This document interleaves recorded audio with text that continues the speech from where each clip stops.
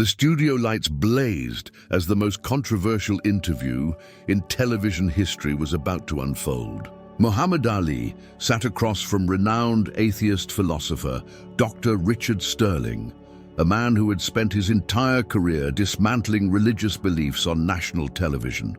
The year was 1976, and America was watching. "So, Mr. Ali," Sterling began with his signature smirk, "you claim to speak to an invisible man in the sky.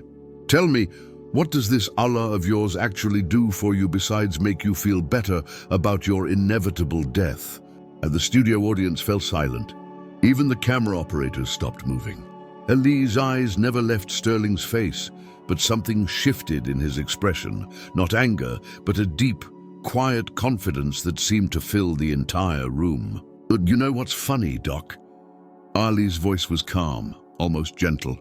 "You spend all your time trying to prove God doesn't exist, but you can't even prove your own thoughts exist." Sterling's confident expression faltered for just a moment. That's ridiculous. Of course my thoughts exist. I'm thinking them right now. Are you?" Ali leaned forward slightly. "Can you show me a thought? Can you weigh it, measure it, put it under a microscope? According to your own logic, if you can't prove something exists through science, it doesn't exist. So, where's your proof that your thoughts are real?" The atheist philosopher opened his mouth to respond, but no words came. The studio was so quiet, you could hear the air conditioning humming in the background.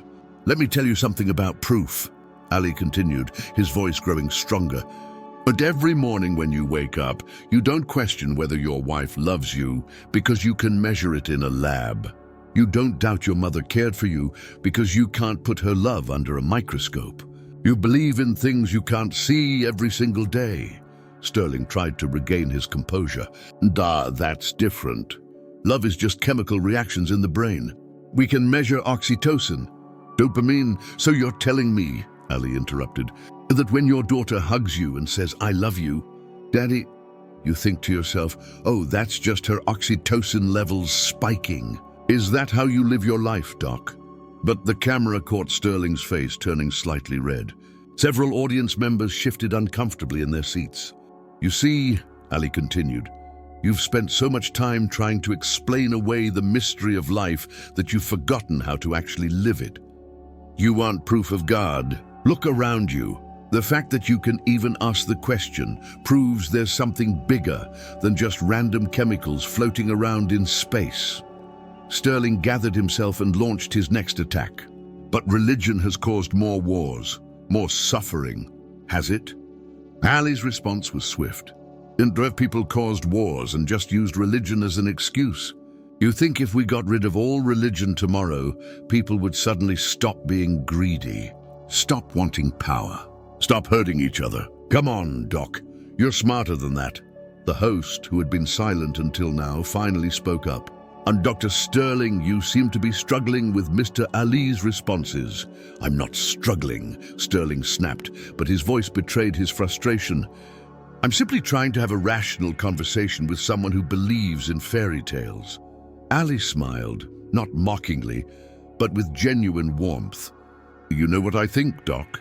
I think you're angry at God, not because you don't believe in him, but because you do believe in him, and you're mad about something that happened in your life."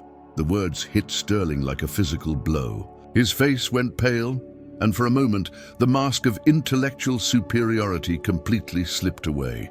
"And that's completely unfounded," Sterling stammered. "Is it?" Ali's voice was gentle now, almost fatherly. "Because I've met a lot of atheists in my time, and the angriest ones are always the ones who used to believe. Something happened to you, didn't it?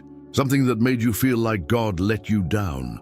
The camera zoomed in on Sterling's face, capturing the raw emotion that was breaking through his carefully constructed facade. The studio audience was completely captivated. "When I was 12, Sterling's voice was barely above a whisper, "my little sister died of leukemia. I prayed every night for months. I begged God to save her. She died anyway." The silence that followed was deafening. Even the production crew seemed to hold their breath. Ali leaned back in his chair, his expression filled with compassion. I'm sorry for your loss, Doc. I really am. Losing someone you love, especially when you're young, it changes everything, makes you question everything. If you're watching this and finding yourself questioning your own beliefs, hit that subscribe button and let me know in the comments what you think about this incredible exchange. This conversation is about to take an even more powerful turn. But let me ask you something, Ali continued.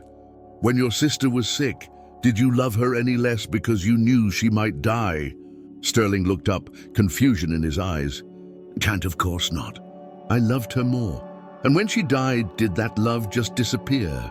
Or is it still there, somewhere inside you, even though she's gone? Tears began to form in Sterling's eyes. It's still there. Then you already believe in something eternal, Doc. You already believe in something that can't be measured or weighed or put under a microscope. You believe in love that transcends death.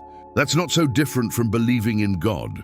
The atheist philosopher sat in stunned silence, his entire worldview crumbling around him on live television. You see, Ali said softly, faith isn't about having all the answers. It's about trusting that there's meaning in the questions. Your sister's death wasn't meaningless, and neither is your pain. It led you to ask the biggest questions humans can ask. That's sacred, Doc. That's holy. Sterling wiped his eyes with the back of his hand. But why didn't God save her? If he's all-powerful, if he loves us, why do innocent children suffer? Ali was quiet for a long moment, choosing his words carefully. And I don't know, Doc. I wish I did. But I know this, your sister's life mattered. Her love for you mattered. Your love for her mattered. And that matters because we matter. We're not just accidents floating around in space. We're here for a reason. How can you be so sure? Sterling's voice was vulnerable now, stripped of all pretense. Because I've been to the bottom, Doc. I've been stripped of everything, my title, my career, my freedom. I've sat in jail cells wondering if God had forgotten about me. But even in the darkest moments, I could feel something bigger than myself holding me up. Call it God, call it love, call it the universe, but it's real. And it's been holding you up too, even when you didn't know it. The host leaned forward. Dr. Sterling, how do you respond to that? Dyke Sterling was quiet for a long time, staring at his hands.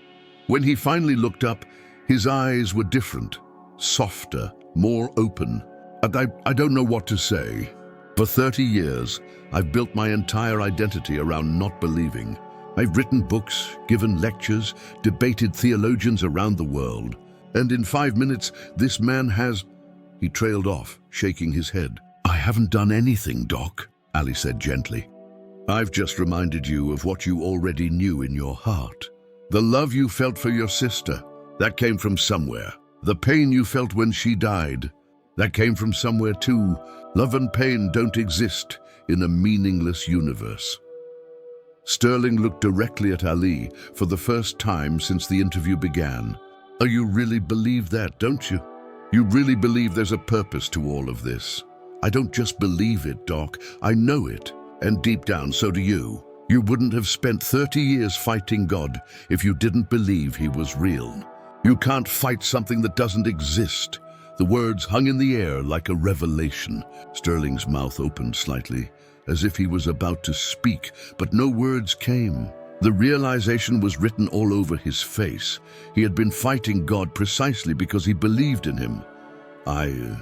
Sterling started, then stopped. I need to think about this. That's all any of us can do, Ali replied. Think, pray, search, question, but don't let your pain blind you to the love that's still there. Your sister wouldn't want that. The interview was supposed to continue for another 20 minutes, but Sterling stood up abruptly. I'm sorry, I can't.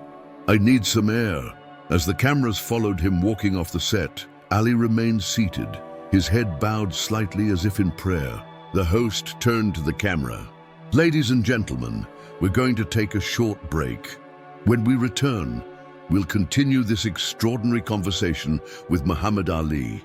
But when they returned from commercial, Sterling's chair remained empty. The man who had come to destroy Ali's faith had instead found his own worldview shattered, and perhaps, in that breaking, had found the beginning of something new. Ali looked directly into the camera. Sometimes the strongest thing you can do is admit you don't have all the answers. Sometimes the bravest thing you can do is believe anyway. The studio audience erupted in applause, but Ali wasn't finished. He had one more thing to say that would change everything. The applause died down as Ali raised his hand gently. The camera zoomed in on his face, capturing the intensity in his eyes as he prepared to deliver what would become the most quoted moment in television history. Now, you know what really gets me? Ali's voice cut through the silence like a blade. Now, Dr. Sterling spent all that time trying to prove God doesn't exist, but he never asked himself the real question. The host leaned forward. What question is that, Muhammad? If there's no God, if we're just accidents, if nothing we do matters. Ali paused, letting the weight of his words settle over the studio. Then why did he spend his whole life trying to convince people he was right? Why did it matter to him so much? The question hung in the air like a challenge. Several audience members nodded slowly, beginning to understand.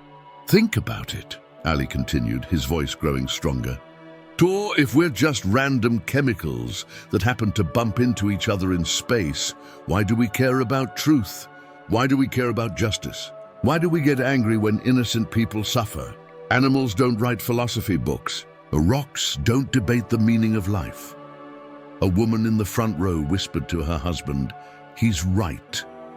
Dr. Sterling dedicated his entire career to fighting for what he believed was truth. But in a meaningless universe, there is no truth, there's just opinion. There's no right or wrong, there's just preference. The fact that he cared so much about being right proves there's something in him that knows right and wrong are real things, not just made-up concepts. The host shifted in his seat. But couldn't you argue that morality evolved as a survival mechanism? Ali smiled. Could be. But then, why do we admire people who sacrifice themselves for others? Why do we call someone a hero when they die, saving a stranger? That's not good for survival. That's not good for passing on your genes. But we know it's beautiful. We know it's right. Where does that knowledge come from? The camera panned across the audience, capturing faces deep in thought.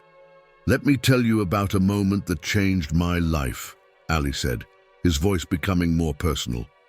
I was in Vietnam, not fighting, but visiting wounded soldiers. I met this young man, couldn't have been more than 19. He'd lost both his legs and one arm. He was dying, and he knew it. The studio was completely silent now. And this boy looked at me and said, "Champ, I'm scared. Not of dying, but of what comes after. What if there's nothing?" And you know what I told him. Ali paused, his eyes glistening with the memory. I said, "Son, the fact that you can even ask that question, the fact that you're worried about doing right by the people you love, the fact that you feel guilty about things you've done wrong, that's not nothing. That's something. That's proof that you're more than just meat and bones." A tear rolled down the cheek of a woman in the audience. And that boy died 3 days later. But before he went, he found peace, not because I convinced him of anything, but because he remembered what he already knew in his heart, that love is real, that sacrifice means something, that his life had purpose. Ali looked directly into the camera. Dr. Sterling's sister didn't die for nothing. Her love for him, his love for her, that's eternal. That's bigger than death. And the fact that he spent 30 years angry about losing her proves he knows it too. The host cleared his throat. Muhammad, some people watching might say you're just offering false comfort, that you're helping people avoid harsh realities. False comfort. Ali's voice sharpened. Let me tell you what's false comfort. False comfort is telling people they're accidents, that nothing they do matters, that when they die, they just disappear. False comfort is telling a mother who lost her child that her love was just chemistry. False comfort is telling a man who sacrificed his life for his country that it was all meaningless. The passion in Ali's voice was building now. You want harsh reality? Here's harsh reality. We live in a world where children get cancer, where good people suffer, where evil sometimes wins. But we also live in a world where strangers risk their lives to save each other, where people forgive the unforgivable, where love conquers hate over and over again. Both of those things are real. The question is, which reality are you going to build your life on? The man in the back of the audience stood up and began clapping. Soon, others joined him until the entire studio was on its feet. Ali remained seated, humble in the face of the ovation. "I'm not asking anyone to believe what I believe," he said, as the applause died down. "But I'm just asking you to be honest about what you already know. You know love is real. You know justice matters. You know some things are right and some things are wrong. You know your life has meaning. The question isn't whether God exists. The question is whether you're brave enough to live like he does."